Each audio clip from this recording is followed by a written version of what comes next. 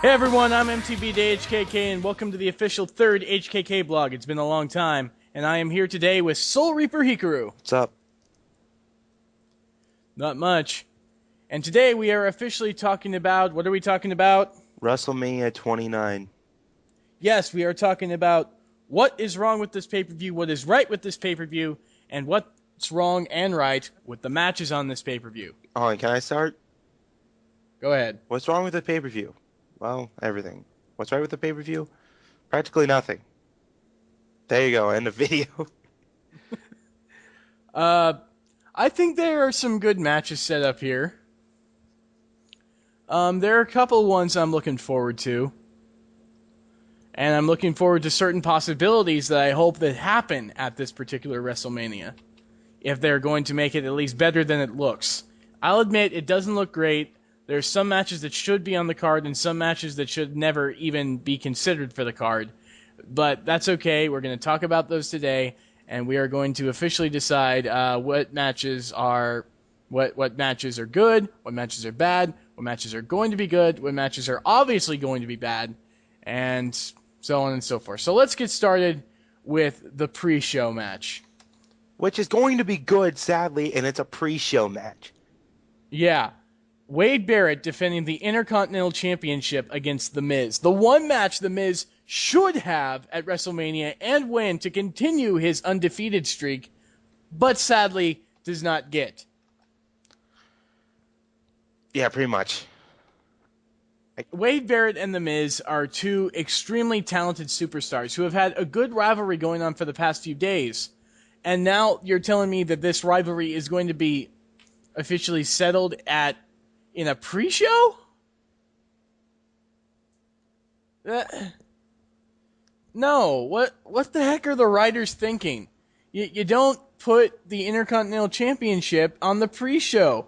Especially when, just a few years ago, when Cody Rhodes brought the old belt back, he said it was going to legitimize the Intercontinental Championship and make it a real title again. You don't put a real title, unlike the now useless United States Championship, Or the WWE in the pre-show. Championship. Yeah, pretty much. But we'll get to that later. The Intercontinental Championship is one of the most prestigious titles of all time. You don't put that on a pre-show at the biggest night of the year. If you're going to have an Intercontinental Championship match, put it on the card. Which brings us to our next match, which should be the pre-show, but sadly is not. Tons of Funk, a.k.a. Brodus Clay and A-Train. Oh, I'm sorry, Tensai. Oh, I'm sorry, Albert. Oh. His name is Albert, damn it. And the Funkadactyls, Cameron and Naomi. How do I say it? Now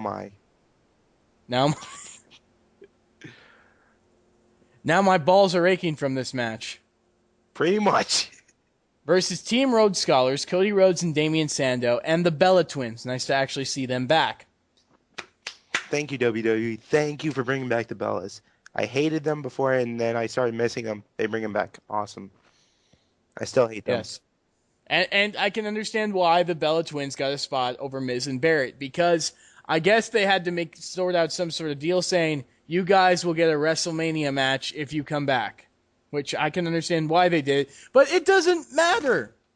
You could still put a different pre-show in there to have Barrett and Miz, okay, Cesaro and Kofi, two amazing performers, compete for the United States Championship. Right there, there's your pre-show. They don't have much buzz going for them right now, so you could put them in a pre-show with lumberjack rules.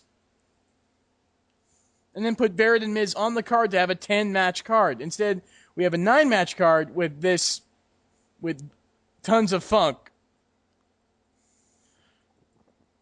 Tons of Funk. And what happened? I must have missed something on Raw, because last time I checked, it was Kofi and R-Truth who were feuding with Rhodes and Sandow. What happened to that?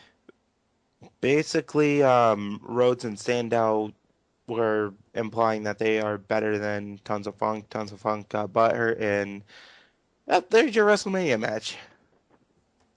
Where's the build-up?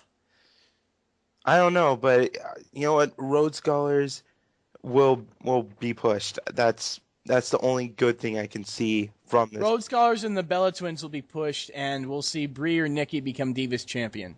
That's Maybe the only bring good... back the women's champion, since Okay, Brie and Nikki are not going to be the ones to think bring back about the it though women's for a title. second. Cody Rhodes brought back the classic Intercontinental Championship and said that he was going to bring prestige back to it. Why not?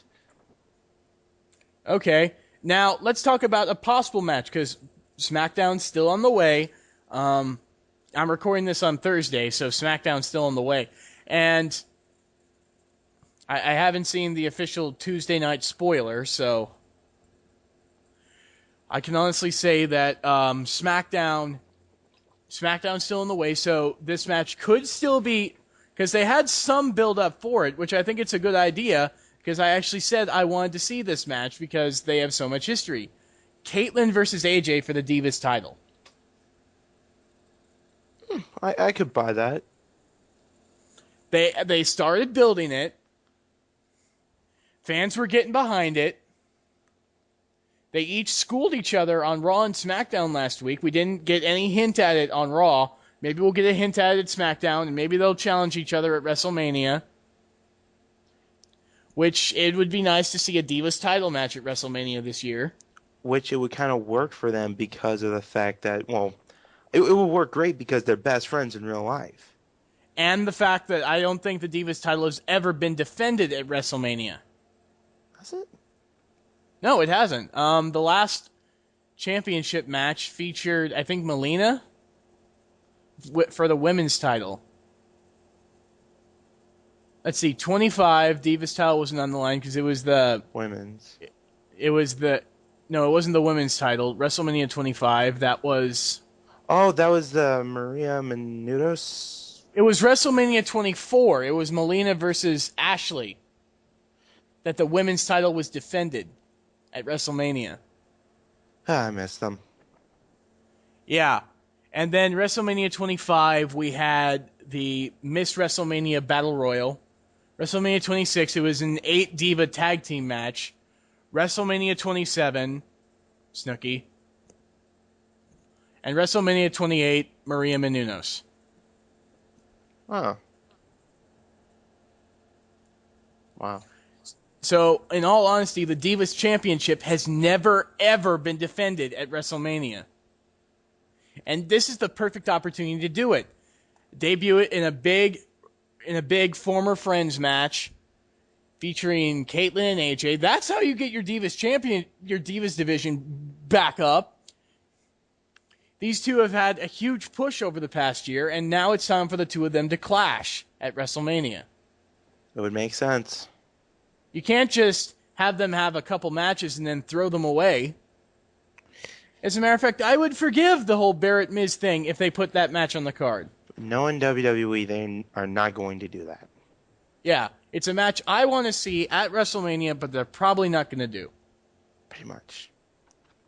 So now let's go to our next match on the card. Chris Jericho versus Fandango. I'm not going to lie. This is actually the only match that I see on this card that I'm actually looking forward to. Next to Shield versus Sheamus, Orton, and Big Show. Both of those are definitely matches. There's actually two other matches I'm looking forward to seeing. But Jericho and Fandango, aka Johnny Curtis, actually has a lot of potential.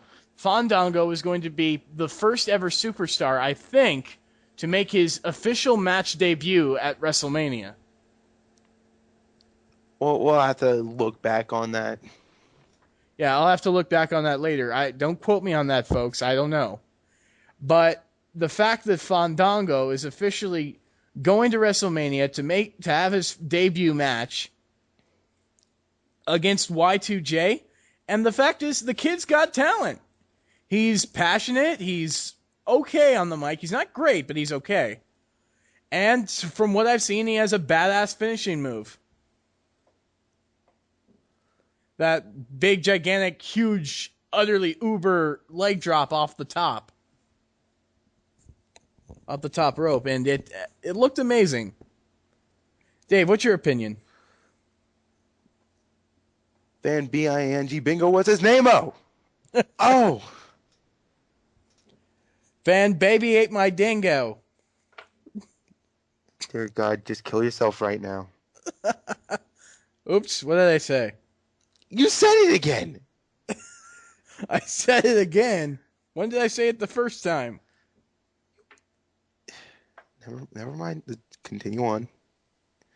See, Dave, they won't get that because I never said on in a recording. That's true. You didn't say it in a recording.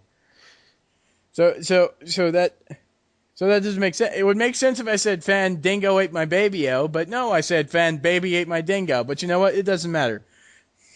Let's just continue on before we get too sidetracked. Yeah. Okay. So with that match out of the way, let's get to no holds barred. Brock Lesnar with Paul Heyman in his corner versus Triple H with Shawn Michaels in his corner. Triple H's career on the line. Yeah, that's going to be a match that Triple H is not going to lose. I'm I have a feel. I had a feeling he was going to lose, but when Shawn Michaels said he was going to be there, actually, on second thought, Triple H might just lose. He won't. And I'll tell you why, because he's going to have that moment when Triple H loses the match, Shawn Michaels comes out, super kicks Lesnar, and they have to cart him out of the ring. And Triple H and Michaels just look at each other, hug, shake hands, do that whole thing, and then walk out triumphantly at the end of Triple H's career. DX United in retirement. Now, see, I don't see that happening, personally. I think Lesnar's going to mess Triple H up, but I don't think Lesnar's going to win. I think it's going to be like Cena versus Lesnar at Extreme Rules, where Lesnar just basically beat the living hell out of Cena, and Cena finally got that one punch, one cheap shot with the chain, and then did the attitude adjustment. I think... Hey, it was Extreme Rules, so the chain wasn't a cheap shot. I'm saying just out of nowhere, boom, with the chain. But I am not that big of a Cena fan anymore, but that I will defend, because that was a badass match. Okay, you can defend it. But I'm saying something similar will happen. It's a no-holds-barred match. Why would they put that stipulation on there if they're going to set it up for Lesnar to win? They're probably going to make it to where Lesnar is going to be just all badass going in, and then Triple H out of nowhere with a spine buster, and then who knows, maybe Shawn Michaels will super kick Paul Heyman and maybe Lesnar, and then Triple H pedigree, Triple H will get the cover. I think, though, in all fairness, I think Shawn Michaels should come out of retirement one more time, and that is to take on Triple H in both of their final matches for WrestleMania 30. Well, think about this. Triple H probably, because Lesnar is scheduled to be in WWE for a whole nother year, and for him to lose now would actually be a bad idea. How would it be a bad idea? It's not like he's losing to somebody like Ryback or something. He's actually losing to the head of the company, basically. True, and that would give Lesnar a chance to return. I guess it could work out either way, because rumor has it the match at SummerSlam this year is going to be Lesnar versus Orton. Now that is a match I would pay for. Which is why I think that if what's rumored isn't going to happen at WrestleMania doesn't happen, that Triple H is going to lose, and it's going to be an evolution kind of thing, going into SummerSlam with Orton looking for payback for Triple H. And then Orton loses, and then and then next year at WrestleMania, it might be CM Punk versus Lesnar, please, for the love of God. But if that doesn't happen, then I know exactly what WrestleMania 30 is going to feature. What the big match of WrestleMania 30 is going to be. And it's going to be... Well, we'll get into that later, but... bottom line, I think The match could either go either way, with Triple H winning or losing. Either way, they have a storyline to go for if they do it right. And God, I just want to see Shawn Michaels super kick the hell out of Lesnar. Okay, next up. Team Hell No, Kane and Daniel Bryan defend the WWE Tag Team titles against Dolph Ziggler and Big E Langston with AJ Lee in their corner. He's got an E for a name. Good God, you poor man. I want Kane and Daniel Bryan to win. Hands down. That's not even a issue right there. I want Kane. Team Hell No is slowly, little by little, rebuilding tag team cred. Exactly. And for them to lose at WrestleMania, the night when all their hard work, all their culmination would branch out into other tag teams, like this is the end of the faulty tag teams coming in. The last faulty tag team of Ziggler and Big E, who aren't even a tag team, mind you. They're just like pieces. They're just like toppings on a pizza. They're Ziggler. They're a faction. They're Ziggler's faction. Ziggler is on his way to a main event spot. Exactly. He's got the money in the bank. He's on his way to a main event spot. He's not going to win the tag team titles at WrestleMania. Pretty much. And it's going to feat. And what I would like to see is what I like to call TLC 3 at WrestleMania 30, with Team Hell No defending the titles. And then boost 2 other tag teams over that year. You got Team Rhodes Scholars already. And with the return of Evan Bourne, we may get Air Boom back. So right there.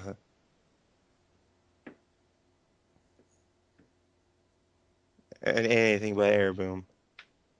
Hey. I'll admit that the name is stupid, but the duo is amazing.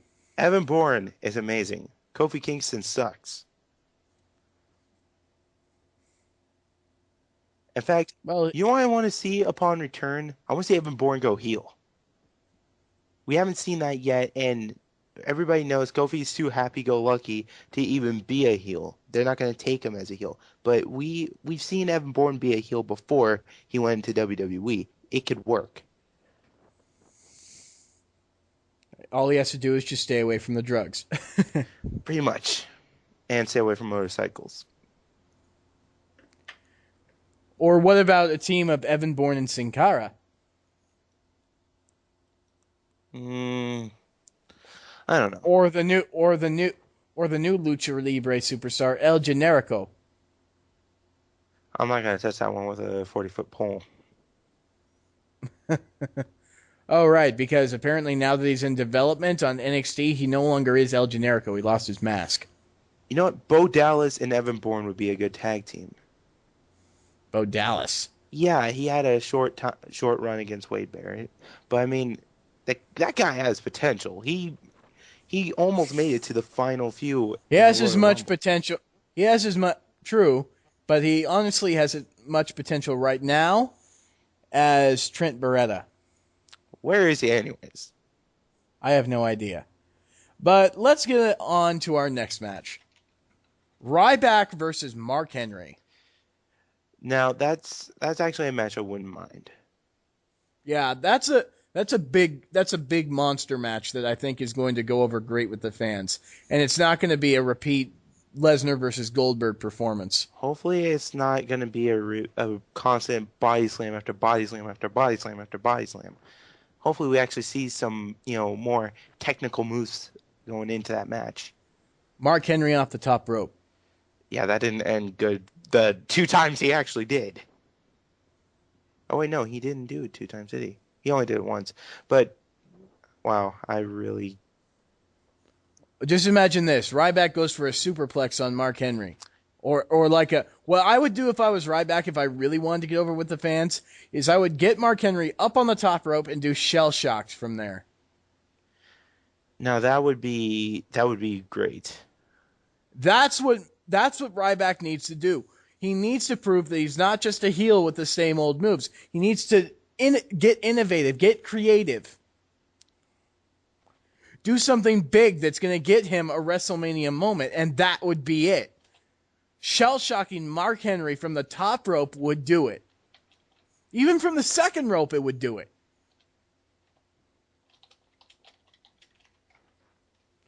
Because honestly, I can't picture any other way for Ryback to take Mark Henry down. Because the shell-shocked in the middle of the... Because just simply picking him up isn't going to do it. Well, then again, it worked for John Cena at WrestleMania 20 with Big Show. Well... And that was the first time Cena ever actually picked up Big Show. I thought that was Survivor Series that he first picked up Big Show, and then it was WrestleMania.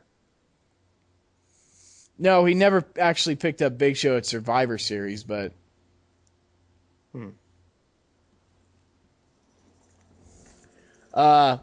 Okay. Now let's get to a match I know you want to see. Sheamus, Orton, and Big Show versus The Shield. Dean Ambrose, Seth Rollins, and Roman Reigns. Yeah. Because there's going to be one thing that happens win or lose. Like if no matter who wins or who loses, something good is going to happen. Either Orton, Sheamus, and Big Show win, and that's good enough for me. I don't mind either one of them winning. But if the Shield wins, there's a chance that Orton could turn heel. And I want to see that. I've been wanting to see that for the past 2 years. Well, what happens if Orton turns heel at WrestleMania? That would be awesome.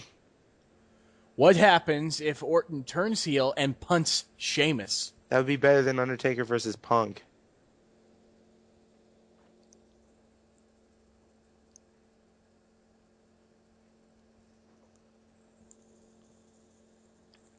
Well, right now, Sheamus, Orton, and Big Show seem to be pretty solid going into WrestleMania, but we don't know what's going to happen yet.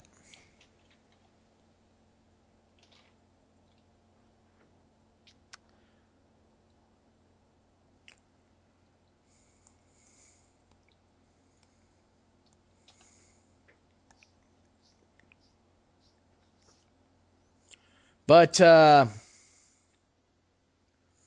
I just got a little distracted there. That is going to be one of the good matches, because the Shield hasn't had a bad match yet. It's true. They haven't yet. And now's their chance to step up their game and show the world what they can really do, and show that they just aren't another Nexus. Okay, I think we can all agree that they're not really that much like... Oh, yeah, they kind of are, but Nexus kind of broke rules about that. I mean, come on, Daniel Bryan choked out Justin Roberts. Yeah. But on to the next match. And the one I'm honestly looking forward to the most. The Undertaker versus CM Punk.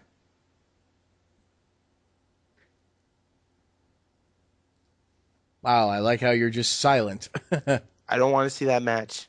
Simply put, my reasoning for it is that no matter what the outcome of it will be, there's gonna be a lot of people complaining. It's kind of like CM Punk versus Rock. People are gonna be complaining. The only difference is Undertaker has a bit more of a fan base than The Rock does. Just saying. The Rock may make more money than Taker, but Taker has more than millions and millions. You're right. He probably has them by the billions. You're right. It does have quite a big amount of... It does have quite the amount of complaints. However, out of every WrestleMania match that has been scheduled for this night, it has the best build-up. Yeah. It has the best build-up, and frankly, I actually think that CM Punk has become a legitimate threat to The Undertaker. He was right when he said CM Punk is like nothing The Undertaker has fought before. This new CM Punk that we are seeing, this heel CM Punk who doesn't just hide in the corner, who doesn't just... I mean, Monday Night Raw, Undertaker was down, CM Punk was standing tall above him, and what does he do with Paul Bearer's alleged ashes? He dumps them all over Taker. Yes, in front of hundreds and hundreds of people And what's in a funny live. is you could hear people actually cheer for Punk when he did that. I was cheering for Punk when he did that. That's how you tell you got a good bad guy on your hands. Is when he draws so much heat that people just love it. It was absolutely a beautiful heel moment right there. No one has ever done something like that before. CM Punk is the latest guy to pull off stuff that no one's done, and to go places people have never gone. I'm actually surprised they aired the ashes being spilled all over Undertaker. It's like the whole. It's going to go down as one of the most infamous moments in WWE history. And it's all thanks to CM Punk. And The Undertaker, of course, but Punk sold it better than anyone. But the point that I'm trying to make is that while the Undertaker versus CM Punk match does have room for disappointment, it also has room to be possibly the best match at WrestleMania since HBK Undertaker won.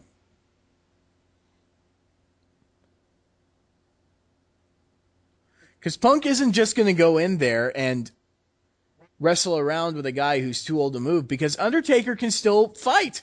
He can still do some amazing things. We saw it last year at WrestleMania 28. We saw it in his match with Triple H at WrestleMania 27. He can still move, and more importantly, he's had a year to recuperate and train. He hasn't just been sitting on his butt like most retirees. He's getting out there, and he's training. He's getting ready for the following year. And he comes back, and I think he personally comes back better each year. But I think that this year is going to be the turning point for The Undertaker, the peak of his power, and CM Punk is going to bring it out. Just like Shawn did, just like Triple H did, because CM Punk, unlike Triple H and Shawn Michaels, is fresh. He is in his prime. He is at his best, better than he's ever been. The best in the world today. And he's going up against the guy who has ruled WrestleMania since WrestleMania 8 or 7, I think. Yeah, WrestleMania 7. He went 20-0 in WrestleMania 28. Yep. And now comes the part where you're going to disagree with me. I think WrestleMania, it's going to be 20-1 CM Punk. It's one of those things I don't really want to see. Either way, it's gonna end up kind of, I don't know, like there's gonna be one half of me that's gonna be like, oh yeah, Punk won, and then there's gonna be the other half that's like, great, Taker's Taker lost. Why? And then on the flip side, if it's vice versa, Punk loses and Taker wins, it's gonna be the same effect. So I have nothing to say on the match. I don't want to see it end, but at the same time, I don't want to see Punk necessarily lose. It's conflict of interest. Yeah. It's the same way I felt last year when The Rock beat John Cena. I did not believe The Rock should have won that match.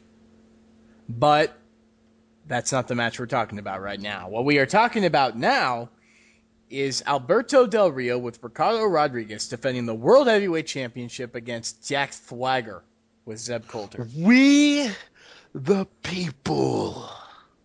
We the people! I actually want to see Swagger win this one.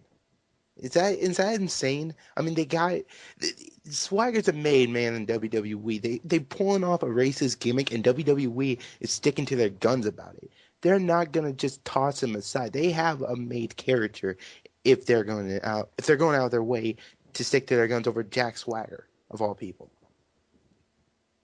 I think that something's going to happen and Swagger's going to cheat to win. Either way, Swagger And what's going to happen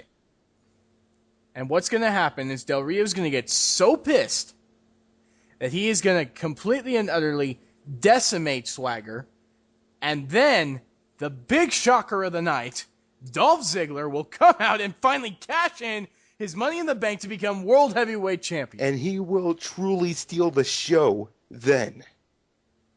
That is what they need to do. And then a nice rivalry between the three. Del Rio, Ziggler, and Swagger. And it'll be more heat with Ziggler and Swagger because they used to be Vicky Guerrero's, lackeys. Exactly. Swagger left because Ziggler was getting more hype than him. He comes back. He gets all the hype when Ziggler gets none. So Ziggler cashes in his Money in the Bank against him. Mm-hmm.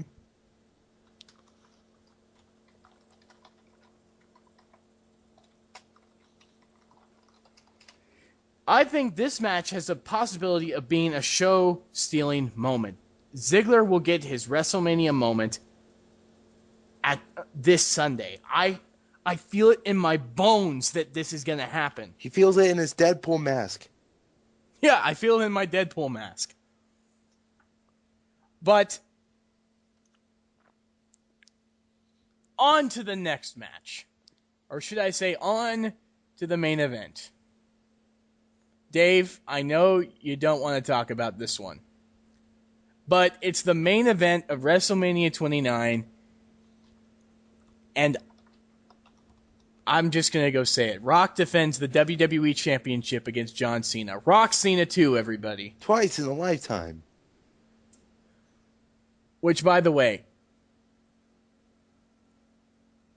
I'm glad because we got Taker versus Punk, but something makes me wish that Undertaker would have come back next year for it. Or Undertaker would have taken on someone else. I don't know, Chris Jericho maybe. Or Brock Lesnar. Yeah, or Lesnar. Or better yet, have Wade Barrett take him on. I would have even preferred Taker Triple H 4. Okay, now nobody would prefer that. or a handicap match, DX versus Undertaker. Shawn Michaels goes back to the ring. No. But what I think about this is that it's not as bad as people make it out to be. And I'll tell you why. It was because of last week on Monday Night Raw when John Cena was being interviewed by the Hall of Famers and soon-to-be Hall of Famers.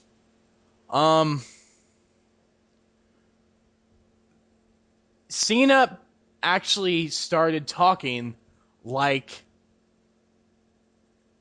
he should.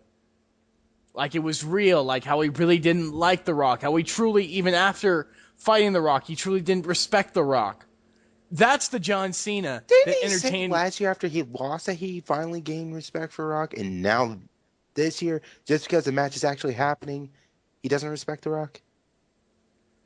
No, it's actually more along the lines of Cena he was being Cena, trying to be the respectful guy, trying to say, okay, I had a match with the guy I lost, I have respect for him, I'm gonna so freaking hide my true emotions here, because I need to focus on the coming beast that's gonna come after me now.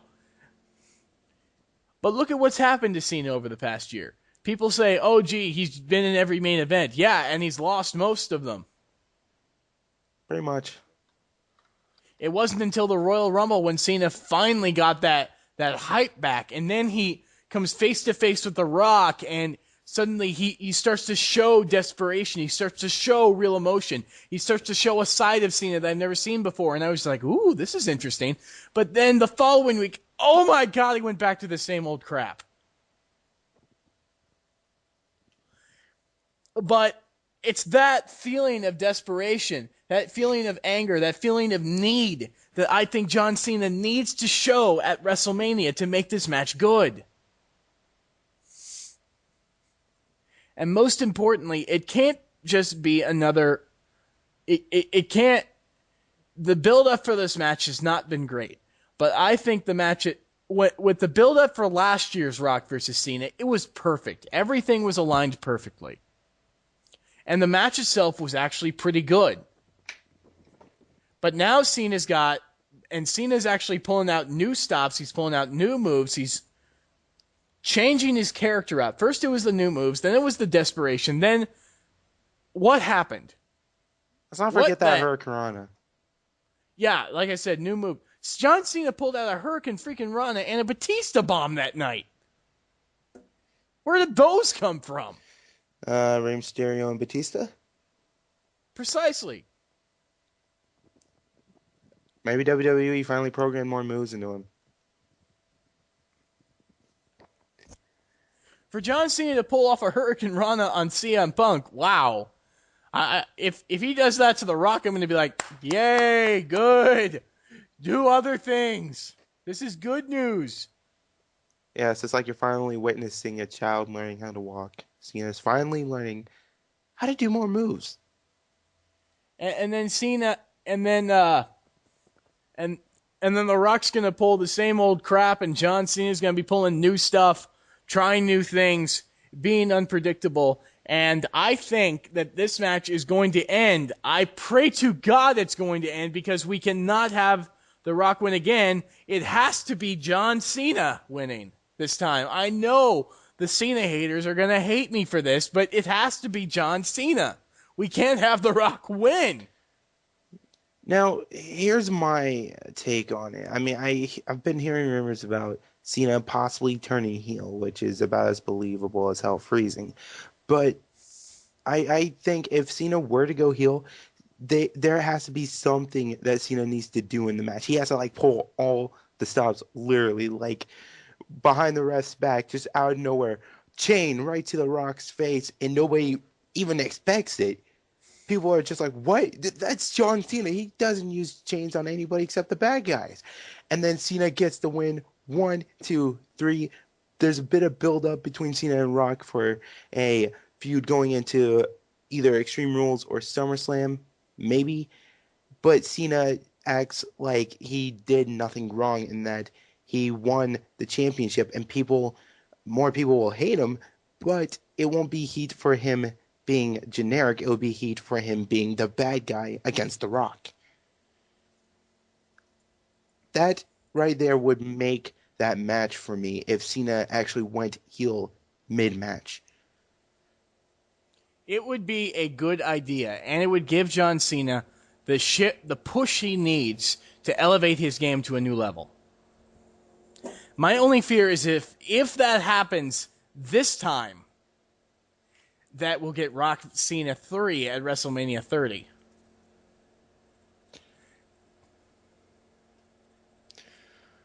Because The Rock is going to want payback. He wants payback. Just give him about a year. He's going to want payback. He's going to go into WrestleMania, face Cena again. We're going to get the same old crap again at WrestleMania 30. And the fans are just going to be like, no! Give it to someone else. Orton, Show, Sheamus. Give it to them. Heck, put Jericho in the match with Cena.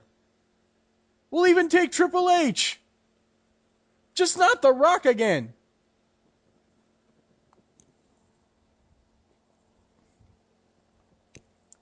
But if John Cena does go heel,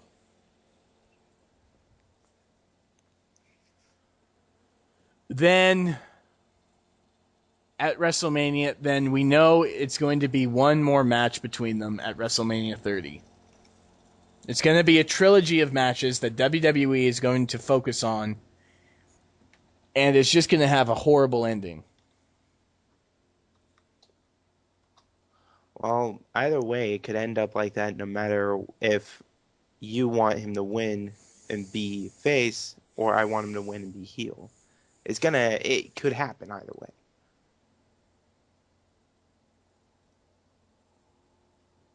Oh God, I think a plague is gonna happen. I mean, lights flicker on and off. Cena versus Rock 3 consecutive times. I'm telling you, Satan's coming up here. Now, here's a way that I think the Cena heel angle could work, and The Rock wouldn't have to come back for Cena Rock 3. The ref gets knocked out. The lights go out. The lights come on. The Shield is in the middle of the ring. And surrounding the Shield is around the ring, surrounding them both.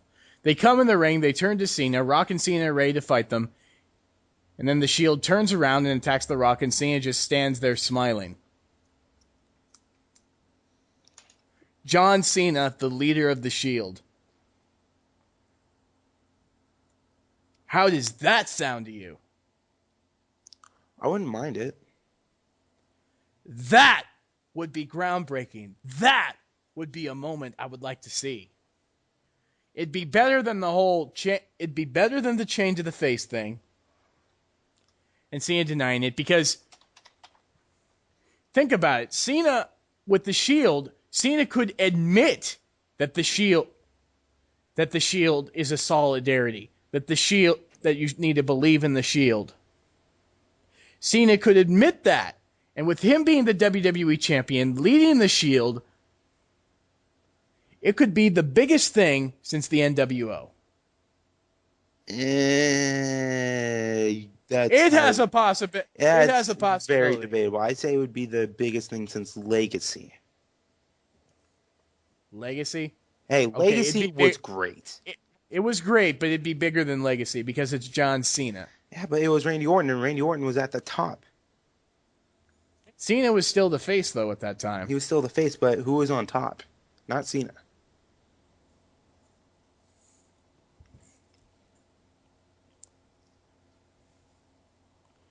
Because think about it. There is actually a very good reason why I think this will happen. Why I think this could happen and should happen. Why? Elimination Chamber. Cena was in a match with Sheamus and Ryback against the Shield. And what did he have to do with the Shield afterwards? Nothing. Ryback was still going after the Shield. Sheamus was still going after the Shield. But nothing happened.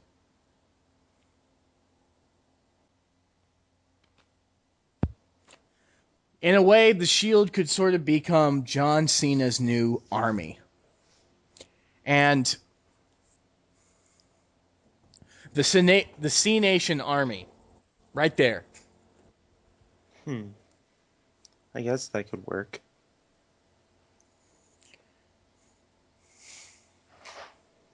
And this new heel Cena would get all the haters saying, "Oh my God, he actually did this." Pretty much. And finally, we'd get to see a new side to John Cena. The side where he's sick and tired of the boos. The side where he's going to stand by his beliefs no matter what the people say. The side that says, my time is now, The Rock is gone, and I'll do anything I can, and I'll do anything it takes to get to that level. We got faces. Big Show's turned face. Orton's there. Sheamus is there. Ryback is there. Let John Cena be the super heel for over the next year. And actually keep Orton face, and I will explain why. Because the match I want to see at WrestleMania 30 for the WWE Championship is John Cena versus Randy Orton. It is time to let them go one-on-one at WrestleMania and have the best match of all time.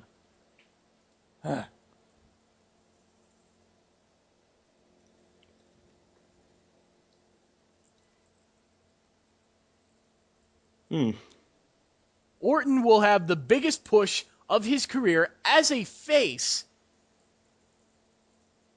but as a face that people can get behind, as instead of going against the Shield, he feuds with everybody, face or heel. So basically make him the top tweener. Exactly. That's what Orton needs to be. He doesn't need to be a heel. He doesn't need a face. He needs to be the guy in the middle. the guy who on that line. Yeah, I guess. And only have him go full face when he faces Cena. It's the perfect push for Cena versus Orton. You can have The Rock wherever at WrestleMania. I don't care if he fights CM Punk. I don't care if he fights Big Show. I don't care who the heck I don't care if he fights Lesnar again. But the two matches I think we're going to get to see at WrestleMania 30, I pray to God we are going to get to see at WrestleMania 30, is Cena Orton and Punk Austin.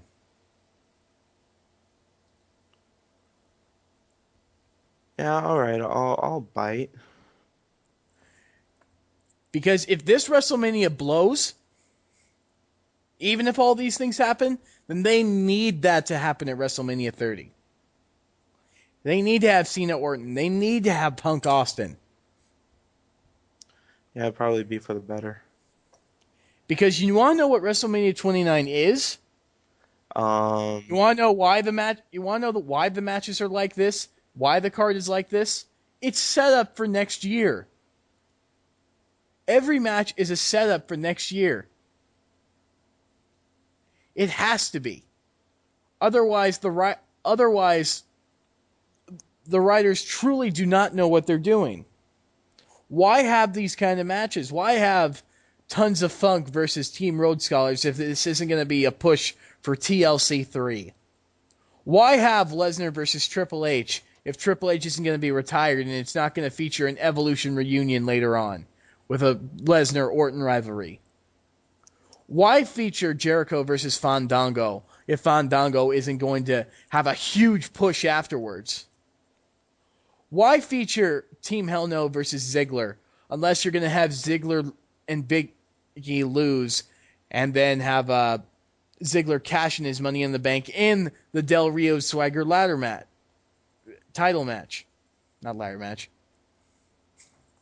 Why have Sheamus, Orton, Show, and The Shield unless you're going to have The Shield win and feature themselves in a John Cena heel turn with The Rock and John Cena? But and they could why, also... God Almighty, are you going to have The Undertaker come back after the biggest story of his life that he could easily walk out after, in a rivalry with Triple H, with both Shawn Michaels and Triple H, if he wasn't going to lose this time? Ushering in the possibility for Punk to take on the biggest superstar of all time, Stone Cold Steve Austin, the next year. The only person who I believe could have beaten The Undertaker at WrestleMania if he had the chance.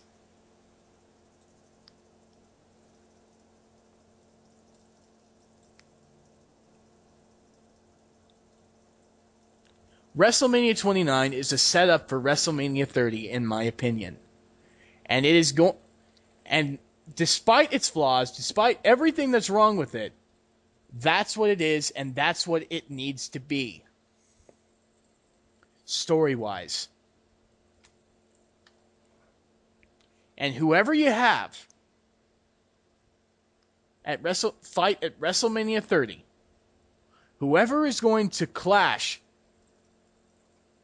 at a time when it all begins for a third time, when it all begins again for a third time,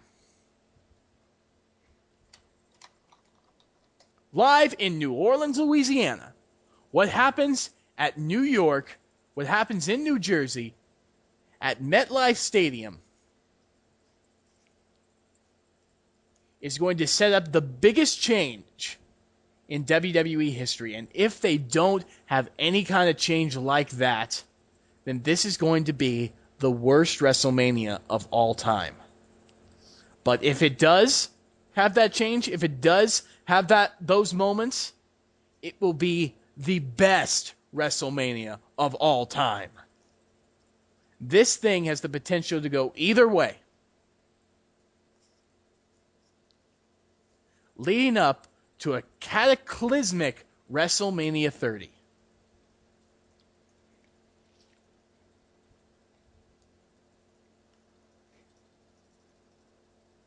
The road to the next crossroad in WWE history is this Sunday. starts this Sunday. I think that despite a slow and confusing start, WrestleMania 29 will be the beginning when everything starts to make sense.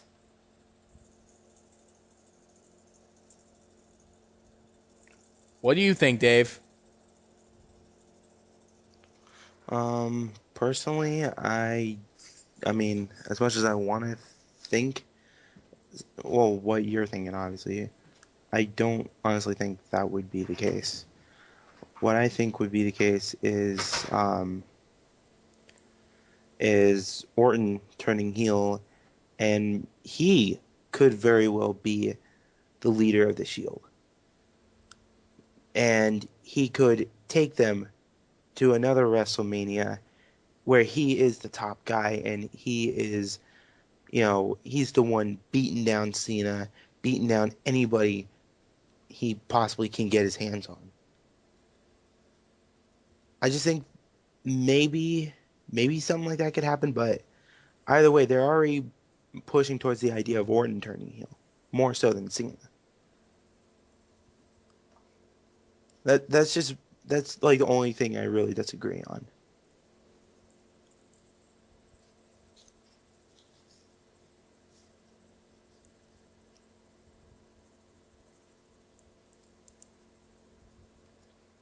Well, either way, Orton and Cena have to have a match at WrestleMania 30. It's been long overdue. Maybe Orton isn't the rival that John Cena has always needed. Maybe that rival retired back in 2011 and went into the Hall of Fame in 2012. Yes, I am talking about Edge. But John Cena, let's just say this. Hulk Hogan had Andre the Giant. Stone Cold Steve Austin had The Rock.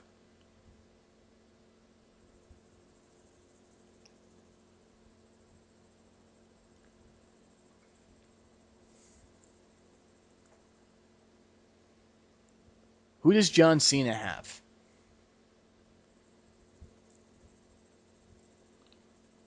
I guess Randy Orton.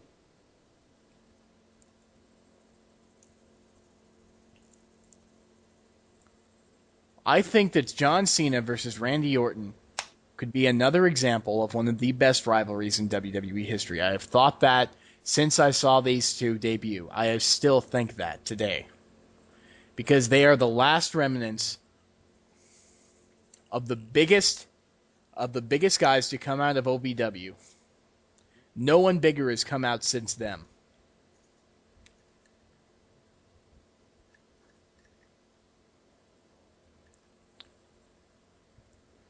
And I think at WrestleMania 30, it's finally time for Cena and Orton to settle who's better. But that's only if John Cena can beat The Rock and Orton has a big change in his career. Pretty much. Same with Punk. He needs to be Undertaker if he's going to be good enough to have a match with Austin. Be the guy who changed the world and then have the Texas Rattlesnake come in and beat his ass for doing it. No, I think if they were going to do Punk versus Austin, Austin's going to have to pass the torch. It would make a bit more sense because Austin changed the history of WWE with his infamous promo. Punk changed the history of WWE with his own promo, wearing a Stone Cold Steve Austin shirt nonetheless.